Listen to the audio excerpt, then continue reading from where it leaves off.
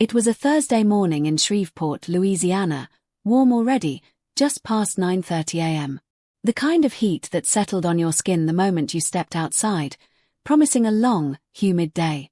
Danielle R. Whitaker, CEO of Dominion Federal, pulled her sleek black Cadillac into the private garage beneath the bank's headquarters, the hum of the engine a familiar, comforting sound as she parked in her reserved spot.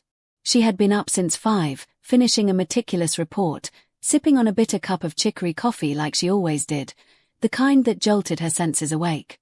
She'd listened to Coltrane, a soulful balm to her focused mind, as she planned her talking points for the board meeting, every potential objection, every subtle nuance accounted for. Nothing felt off. Nothing hinted that the next 10 minutes would flip everything she knew, everything she had built, upside down. As she stepped out of her car, her heels clicked against the concrete floor, each sound sharp and precise in the quiet space. Her suit, tailored navy blue with a single silver pin near the lapel, fit like armor, a second skin that conveyed authority and confidence. She greeted the young maintenance guy with a smile and a nod, the same kid who always cleaned early mornings, a quiet, diligent presence. "Morning, Miss Whitaker," he called out, his voice echoing slightly. "Morning, Ray. You get that plumbing leak fixed?" "Working on it now," he replied, and Danielle offered a small, knowing smile. She adjusted her expensive tote bag over her shoulder, the weight of her tablet and meticulously organized files a familiar comfort, and headed for the elevator that led straight to the executive floor. This was her domain, the culmination of decades of tireless work, relentless ambition, and an unshakable belief in her vision. But when she reached the glass door to the lobby, something was off. Her key card, which had granted her seamless access for years, didn't work. She scanned it once, the familiar green light remaining stubbornly red. She tried twice, a flicker of confusion. Then again, slower, more deliberately, just in case. Nothing. Just a dull, impersonal beep and a mocking red light. Danielle stared at the sensor, her brow furrowed, trying to process the disconnect between her expectation and the cold, unyielding reality of the blinking light. It made no sense. She tapped the intercom, expecting the usual voice of Grace, her executive assistant, to buzz her in with her customary cheerful greeting. Instead, a voice she didn't recognize came through, flat and clipped. "I'm going to have to ask you to remain in the lobby." Denise paused, a prickle of unease beginning to spread. "Who is this?" "My name's Deshawn. I work security now." "Where's Troy?" "Troy's head of security." Silence. A heavy, pregnant silence that stretched thin. "Deshawn," she said, lowering her tone, infusing it with the quiet authority that had commanded boardrooms and secured multimillion-dollar deals. "Let me in the building. I'm the CEO." There was a pause, a moment of unsettling quiet. Then, another voice cut in, this one closer, coming from behind her. "Danielle." She turned. 2 security guards stood at the hallway entrance, flanking the narrow passage. One of them, a heavyset man with a clipboard in his hand, looked everywhere but her eyes, his gaze darting nervously around the polished concrete. He spoke softly, almost apologetically, but his words landed like blows. "I'm going to need your badge." Danielle didn't move. Her mind raced, trying to reconcile the familiar face of a man she'd seen in the building for years with the unprecedented demand. "What?" "I was told to collect your badge, phone, and any company property." "By who?"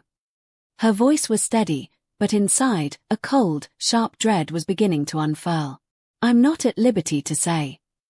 Danielle stared at him.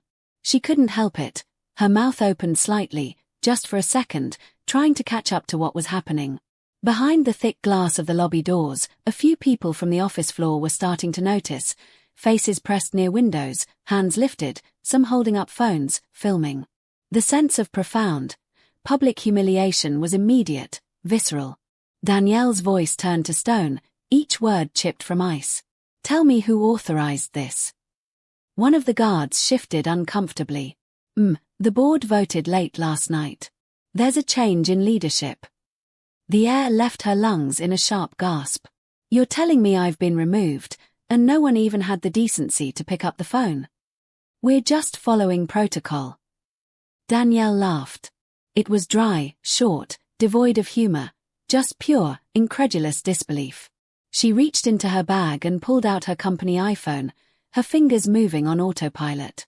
But as she unlocked it, a notification popped up, stark against the bright screen. Your access to Dominion Federal Internal Services has been revoked. Her emails were gone. Contacts vanished. The phone was a hollow shell, a sudden, tangible symbol of her severed connection.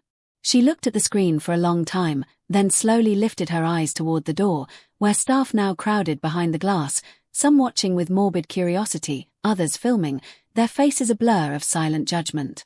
Her jaw clenched, a muscle working furiously.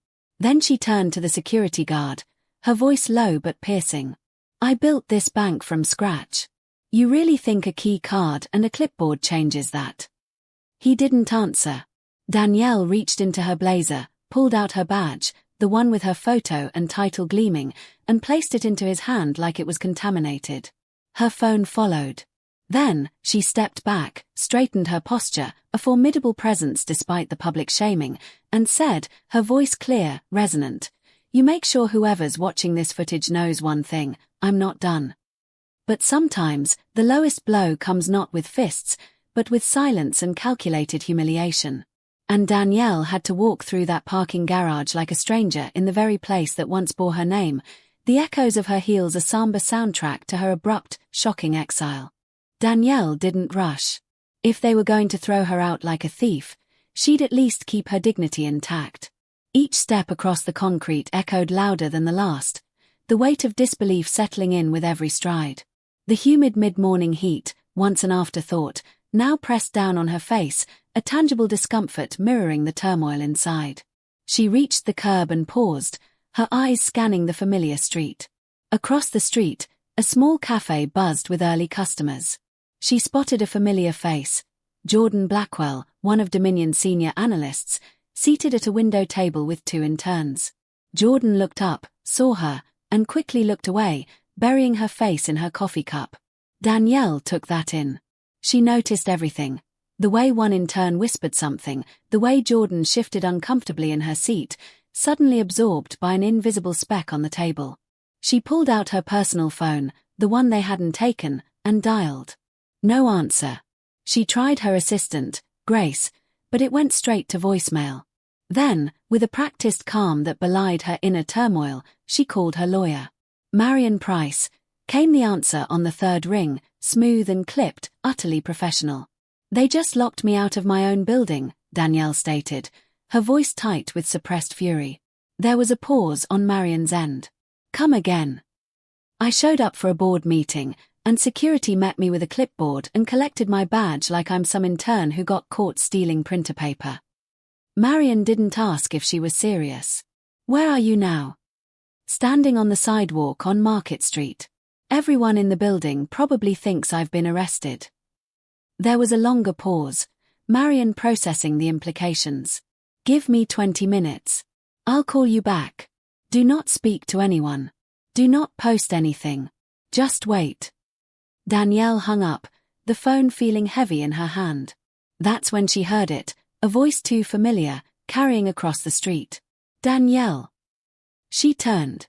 A man in an ash-colored suit with thin-rimmed glasses trotted across the crosswalk toward her.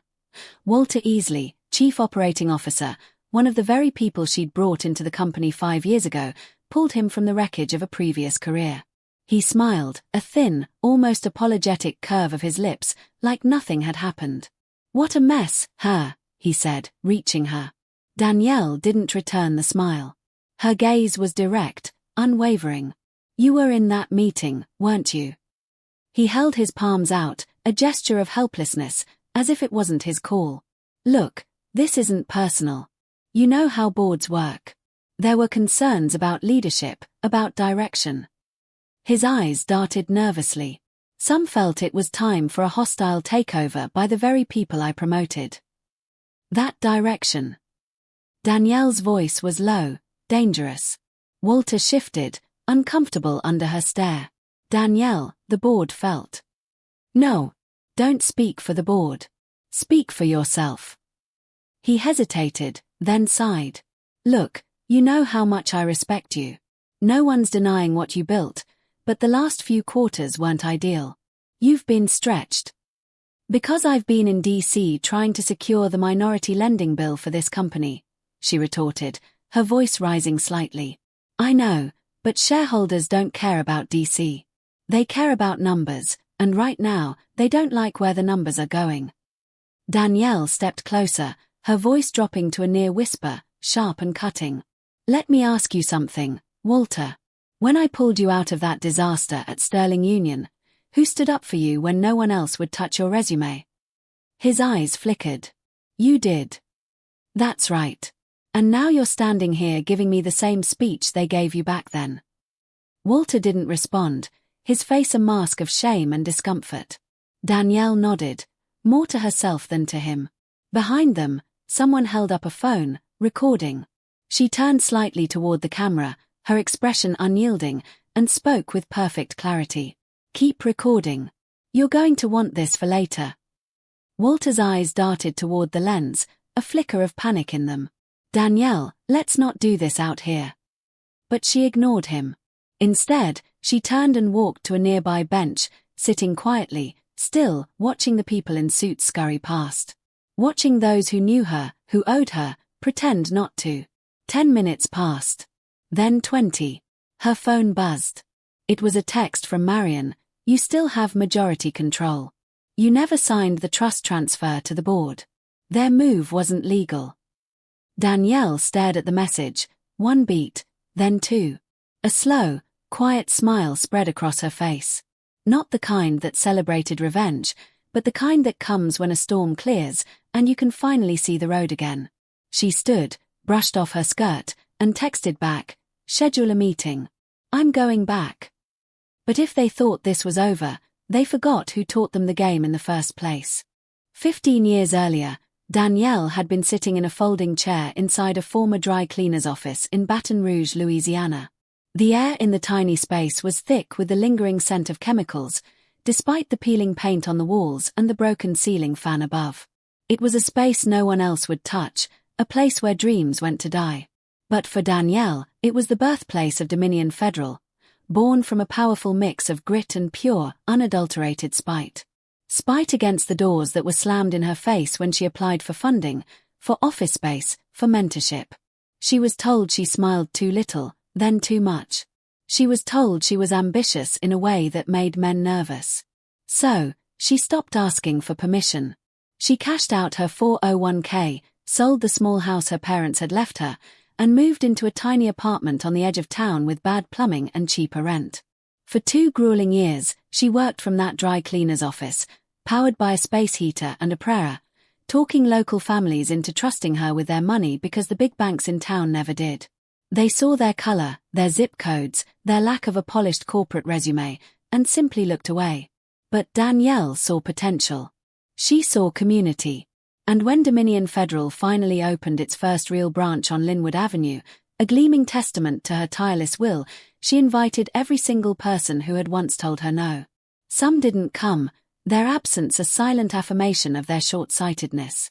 But some did, their faces a mixture of surprise and grudging admiration. And they saw a simple plaque over the entrance, etched with a defiant truth: ownership isn't given, it's taken.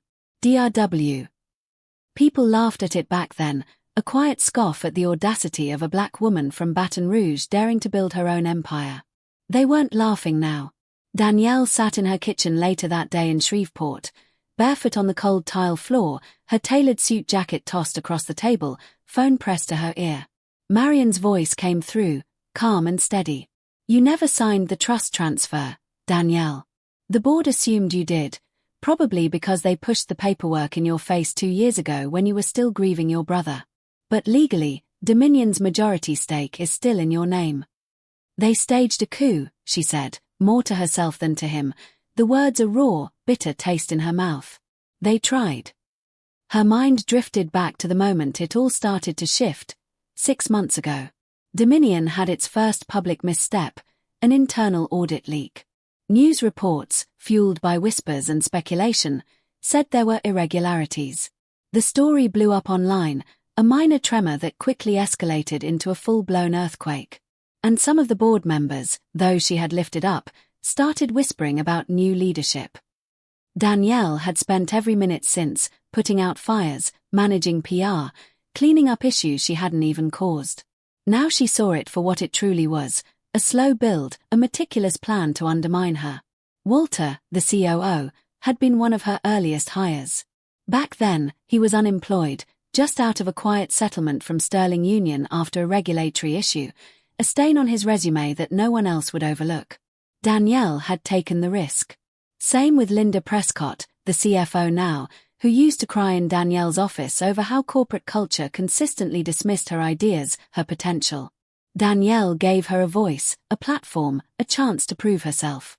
And Damon Price, head of risk management, who once worked retail after being blackballed by 2 major banks for calling out discriminatory lending practices. She had given these people a second chance. She gave them her trust. And now, they sat on a board they had packed behind her back, orchestrating her downfall. Later that evening, Danielle pulled open a storage box in her closet. Inside were file folders, some still labeled with fading masking tape, remnants of Dominion's nascent years. She flipped through them until she found what she was looking for, the original holding agreement, drawn up when Dominion incorporated. Her fingers traced the signature line, hers, clean and bold. The one line below it, the line for the trust transfer, was blank. The trust was never transferred. And that meant something simple, but profoundly powerful. She owned the company. All the clandestine votes, the whispered meetings, the calculated manipulations didn't change that fundamental truth. She picked up her phone and called Marion again, the soft jazz still playing in the background, a defiant calm settling over her. "What's our next step?" she asked.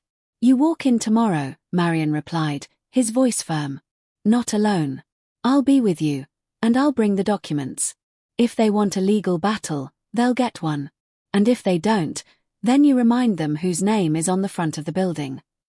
Danielle exhaled slowly before hanging up. Marion added, almost as an afterthought, "They thought you were mourning, distracted, tired. They forgot who taught them how to lead." Sometimes people forget that when you build something brick by brick, laying each foundation with your own hands, you also know exactly which bricks to pull when it all starts to lean. And Danielle was about to demonstrate that lesson. Friday morning, 8:02 a.m. The sky over downtown Shreveport was heavy with clouds, a bruised purple-gray that mirrored the tension in the air. The humid air pressed down like it knew something was about to happen. Danielle arrived at Dominion Federal's headquarters in a gray pantsuit, no jewelry, no heels, just flats, her natural curls pulled back, and a quiet fire behind her eyes. She didn't come alone. Marion Price, her attorney, walked beside her, his grey slacks and rolled sleeves a picture of understated confidence, a leather briefcase clutched in his hand. A woman behind them, a paralegal, carried a small metal cart stacked with binders, contracts, and one crisp folder marked in bold red, Ownership Declaration, Dr. Whitaker Trust. As they stepped through the building's lobby, the morning security guard tensed, his hand instinctively reaching for his walkie-talkie.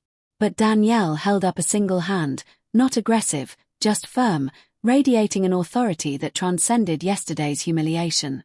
"You might want to call upstairs," she said, her voice clear and calm. "Let them know the owner's here." The man hesitated, a flicker of understanding dawning in his eyes, then picked up the phone. Upstairs, on the 10th floor, Walter Easley stood by the window, already sweating through his dress shirt.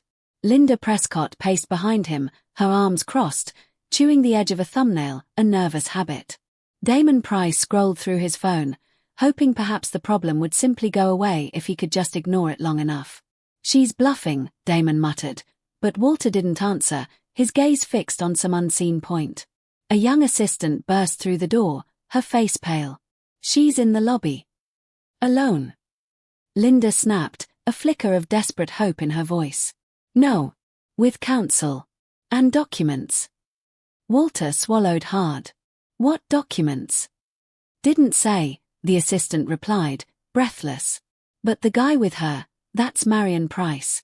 Federal regulatory attorney." Linda's face went completely pale, all pretense of composure gone. Walter turned, his eyes wide. "We're not opening the elevator." Marion, in the lobby, turned to Danielle, a slight knowing curve to his lips. They've stalled. Let me make a call to the district court and file a temporary injunction. If they don't open the door in 10 minutes, we can escalate this publicly. Danielle didn't blink. Do it. He stepped to the side and dialed. Meanwhile, Danielle pulled out her personal tablet and, with calm precision, sent a single message to the press. I will be addressing the public outside Dominion Federal HQ at 10:30 a.m. regarding false claims of termination and legal ownership. Then she handed the tablet to her assistant. Post across all platforms. Use the company hashtag. Don't forget the statement from the Articles of Incorporation. A second later, Dominion's own name started trending. Upstairs, the panic truly set in. Walter grabbed his jacket. She's making this public. You think we don't know that? Linda snapped, her voice high with stress. She's trending online right now. Damon's voice rose, edged with hysteria. She doesn't own the company anymore. We voted. We assumed. We assumed she signed the trust transfer. Linda cut in, her voice now a desperate whisper. If she didn't, Walter muttered, a grim realization dawning. He had checked last night, quickly, cursorily, dismissing the blank line as an oversight. Silence. Then, Linda said quietly, then we have a real problem. At 10:15 a.m., precisely, the elevators opened on the executive floor with a soft chime. Danielle stepped out first, her posture impeccable, radiating an almost palpable aura of quiet power. The hallway, previously buzzing with hushed conversations, went utterly still. Conversations stopped mid-sentence. Phones dropped, clattering softly onto carpeted floors. No one moved. She didn't acknowledge the stunned faces. Instead, she walked straight to the glass-walled conference room, pushed the door open, and looked each board member in the face, one by one. Good morning, she said, her voice clear and resonant, filling the sudden void. Walter tried to speak. Danielle, this isn't, he froze. She placed the red folder on the polished table and slid it forward. This is the original holding agreement, signed and filed, with me as majority stakeholder. Which makes your board vote invalid, your actions unauthorized, and your little hallway drama yesterday a legal violation. No one spoke. The room was utterly silent, a vacuum of power. Danielle looked around the room, her gaze sweeping over the familiar, now mortified, faces. I made each of you. I backed you when no one else would. And instead of speaking to me, you staged a coup based on an assumption you didn't even check the paperwork. Damon shifted, squirming in his chair. We thought. Don't finish that sentence. Marion cleared his throat, his voice cutting through the tension with crisp legal authority. We'll be issuing a cease and desist to all current operations until a full review is conducted. If anyone attempts to block that, we'll go to court today. Linda blinked rapidly, her eyes wide with shock. Are we being fired? Danielle looked her dead in the eye, a chilling calm in her expression. I haven't decided yet. But when the people who tried to bury you have to watch you walk back in through the front door, they learn the hard way, roots don't scare easy. By 10:30 a.m., a crowd had already started to form outside Dominion Federal's headquarters. Local reporters stood in clusters, their cameras poised. Some staff had slipped out to the sidewalk, pretending to take calls but really just waiting to see if the rumors were true, if the spectacle they'd witnessed yesterday was about to culminate in something even more dramatic. Police officers stood by calmly, watching. And at the center of it all, standing on the top step of the building like it was her pulpit, was Danielle R. Whitaker. She faced the cameras, her voice steady, clear, devoid of notes, devoid of the hurt that still resonated deep within her. I want to be absolutely transparent, she began, her gaze sweeping over the eager faces. I did not resign. I was not asked to step down. I was removed without warning, without process, and without cause. Camera shutters snapped, a rhythmic click-click echoing her words. Yesterday morning, I arrived for a scheduled board meeting, on time, and was denied entry to the company I built. A company that began with a single desk in a strip mall and a dream most people didn't think a black woman from Baton Rouge could pull off. She paused, letting that sink in. But what those people forgot is that I never gave them ownership. I gave them opportunity. That line landed, firm and undeniable. Her lawyer, Marion, stood behind her, arms folded, a silent sentinel. 2 staffers from legal flanked the edge of the steps, silently distributing printed statements to the press. Danielle continued, her voice gaining momentum, a testament to her journey. I've spent years making sure Dominion wasn't just another bank. I fought for small business loans when no one else would. I opened branches in places banks had abandoned. I sat with families who were denied by bigger names. I listened. That's why this company succeeded. Not because of some spreadsheet projections or investor charm. She stepped down one stair, closer to the crowd, her presence commanding. And yet, yesterday, people I promoted decided they'd rather push me out than have a conversation. Murmurs swept through the crowd, a collective intake of breath. I'm here today to say not only was their move illegal, it was short-sighted. Because when you build something from the ground up, you don't hand over the keys just because someone says it's time. She looked out over the press, her eyes piercing, resolute. Effective immediately, I am resuming my role as Chief Executive Officer of Dominion Federal. Applause rippled through the onlookers, followed by a few gasps. A couple of reporters began whispering fiercely into their phones. Danielle glanced toward the office windows, seeing figures peeking through blinds, frozen in place. To my employees, business will resume as normal. To our clients, your trust remains safe. And to those who tried to silence me. She stopped, letting the silence build, a powerful, deliberate pause. I hope you remember who hired you. Because I haven't decided yet whether you're keeping your jobs. She stepped back from the microphone, and for a moment, the entire street felt like it stood still, holding its breath. Then came the questions, a flurry of shouted inquiries.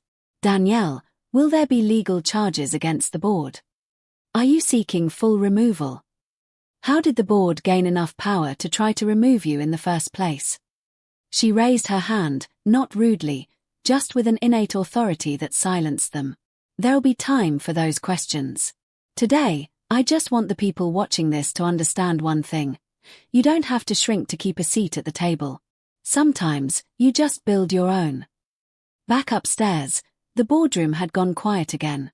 Walter stood watching the live stream on his tablet, color draining from his face. She actually pulled it off, he muttered, disbelief still warring with grudging admiration. Linda didn't speak. Damon just shook his head and walked to the window, staring out at the street below. Across the table, Danielle's assistant stepped in, a quiet avenging angel, and handed them printed notices. At the top, executive status review, immediate suspension pending investigation. Back in her office, her real office, with the comfortable leather chair she'd picked out herself and the framed family photo on the shelf, Danielle finally sat down. Not as a guest, not as a ghost, but as the one in charge. Grace, her assistant, stepped in hesitantly. You okay? Danielle nodded. You knew, didn't you? They were planning this. Grace swallowed, her eyes welling up. I heard things. I tried to tell you, but you were traveling so much, and I didn't have proof. I didn't know if I was being paranoid. Danielle looked up, her gaze soft but firm. Next time, trust your gut. Grace nodded, tears finally falling. Danielle leaned back, looking out the window at the familiar Shreveport skyline. She wasn't angry anymore. She was focused. Just because you take your seat back doesn't mean you sit still. And Danielle knew the real work was only beginning. By Monday morning, the tone inside Dominion Federal had changed. The walls weren't humming with whispers anymore. They were holding their breath. Everyone could feel the shift, like when the principal walks into the classroom and no one dares to even breathe too loud. Danielle arrived early, no press, no entourage, just her briefcase and a small legal pad filled with names, notes, and facts. At 9 a.m. sharp, she walked into the boardroom where the 7 remaining board members sat stiffly in their seats, folders in front of them. Marion stood at her side, calm and unreadable. Danielle didn't sit. I've reviewed the minutes from the last 4 closed-door sessions, she began, her voice cutting through the silence. 3 of you authorized actions without proper board-wide votes. 2 of you failed to disclose conflicts of interest. And 1 of you, she looked straight at Damon, who visibly flinched, attempted to access internal payroll systems using my credentials the day before I was locked out. Damon shifted in his chair, the color draining from his face. You all thought I'd panic. That I'd lash out. You wanted me emotional, because it's easier to call a woman unstable than to admit she's outsmarted you. No one dared to meet her eyes. So, here's what's going to happen, Danielle said, flipping open her notepad. Linda Prescott, CFO. You're suspended indefinitely pending an internal audit. Linda opened her mouth, stunned. You don't have the authority. I do, Marion, Danielle interjected. Marion slid a folder across the table. As of Friday, Danielle resumed full executive powers under Dominion's founding agreement. The board's authority is now advisory, not executive. Danielle kept going. Damon Price, your access to all systems is revoked effective immediately. You will be escorted out of the building by HR today. What? You can't. You used my name to enter private systems. Damon. You made this easy. Damon pushed his chair back too quickly, a loud scrape against the floor, and stormed out without a word. The door slammed behind him. Danielle turned next to Walter. I should fire you, she said, her voice a low challenge. Walter didn't flinch. Then do it. But I won't, she said. Not yet. He blinked, surprised. I want you to stay. And look me in the face every morning. Sit in the meetings. Watch me undo every move you made. That'll hurt more. The room went still, the silence heavy with the weight of her words. Walter lowered his eyes, defeated. Danielle closed her notepad. I started this bank so that people who looked like me, who came from families like mine, wouldn't have to beg for respect. I gave you positions of power hoping you'd protect that vision. You didn't. You protected yourselves. She looked around the room, her gaze stern. I don't run this place to make you comfortable. I run it to make sure people outside these walls get a fair chance. Then she stood, her posture erect, commanding. Consider this the last time I explain myself to any of you. That afternoon, as Danielle walked through the halls of Dominion, people moved differently. Not afraid, just aware. A new respect, a new understanding, settled over the air. She made her way to the HR floor and sat down with every department head, one by one. No anger, no blame, just a simple question. Why did you stay silent? Some gave honest answers. Fear, confusion. I thought you were stepping down. Others offered apologies. A few couldn't look her in the eye. And Danielle didn't lash out. She took notes. She listened. She nodded. She understood something now. Most people don't fight for what's right until they see someone else do it first. Later that week, Danielle held a town hall with all 260 Dominion employees, both in person and remote. No script, no podium. She stood in front of a whiteboard with 2 words written in bold. Who's accountable? I don't care about saving face, she said. I care about fixing the foundation. That means all of us have to own our silence, our shortcuts, and our fear. She scanned the room, her eyes meeting theirs. If you ever see something that doesn't feel right, say something. Even if it's about me. She paused, then added, her voice dropping, especially if it's about me. That landed heavier than anything else. But leadership isn't about being the loudest voice in the room. It's about being the first one to speak up when everything goes quiet. 2 weeks later, Danielle sat in her office alone. No meetings, no media, just her, a notebook, and the soft murmur of a jazz record playing in the background, something old from her father's collection. She stared out the window at the slow-moving traffic below, then down at the legal pad in front of her, pages filled with handwriting, arrows, names, circles, a plan. She wasn't rebuilding Dominion. She was reimagining it. There was a knock at the door. Grace stepped in quietly. Press conference is ready whenever you are. Danielle nodded and stood. No nerves this time, no mask to wear. She wasn't walking into a room trying to prove anything. She was the room. At 11 a.m., reporters gathered once again outside Dominion Federal's headquarters. This time, there were no gasps, no rumors, no scrambling. They were here because Danielle had asked them to be. She stepped up to the podium and adjusted the mic herself. "Thank you all for being here." She didn't look at her notes. She didn't need them. "A lot of people have asked me what I plan to do now that I've taken back control of Dominion Federal. Some expected lawsuits. Others expected retaliation. That's not what they're getting." She looked straight at the cameras, her gaze unwavering. "What they're getting is something bigger. A real conversation about trust, power, and how quickly we forget the people who make it possible for us to be where we are." She took a breath. "I spent most of my life trying to be acceptable enough to sit at someone else's table. When I realized that table was never built for me, I made my own." A few nods in the crowd. But what I didn't prepare for, what I should have prepared for, was what happens when the people you invite to sit beside you start thinking they can push you out. She paused, then said clearly, "Loyalty isn't about smiling in someone's face. It's about remembering who gave you your seat when no one else would." A few murmurs moved through the crowd. "I'm not going to lie to you. What happened hurt. I trusted people who saw me as a stepping stone. I ignored signs I shouldn't have, and I paid the price." Her voice tightened just for a second, but she steadied it. "But here's the truth, I'm not the victim. I'm the blueprint." That line hit hard. "I didn't come here to preach. I came here to remind you of something important, especially to every woman, every person of color, every builder out there who's ever been asked to move aside for the next phase." She leaned in slightly. "Never sign away your power just to make people feel comfortable. If they're uncomfortable around strength, let them squirm." She closed the folder in front of her. Done with the script. Dominion Federal will continue operating under new leadership standards. We're not just changing faces, we're changing systems. No more silence. No more shadows. From here on out, the table we build will be transparent, accountable, and loud. She looked out across the rows of reporters, staff, strangers. "And if anyone thinks I've gone soft." A pause.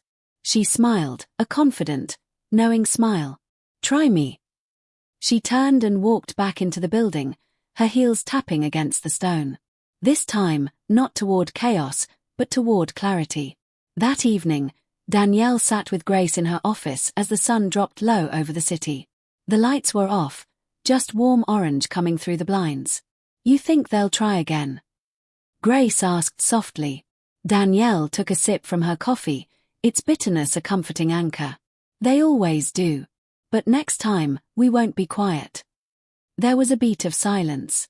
Then Danielle added, almost to herself, "They don't get to write the ending. I do. Here's the truth. People will forget how much you gave, how many hours you stayed late, how many sacrifices you made to keep something alive. But if you know your worth, really know it, there's not a boardroom or building on this planet that can steal that from you. So, protect your name. Protect your vision. And never let loyalty stop you from choosing yourself when it counts.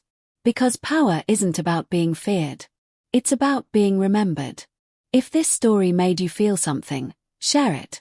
Someone out there is sitting in silence, afraid to speak up. Be the reason they don't feel alone.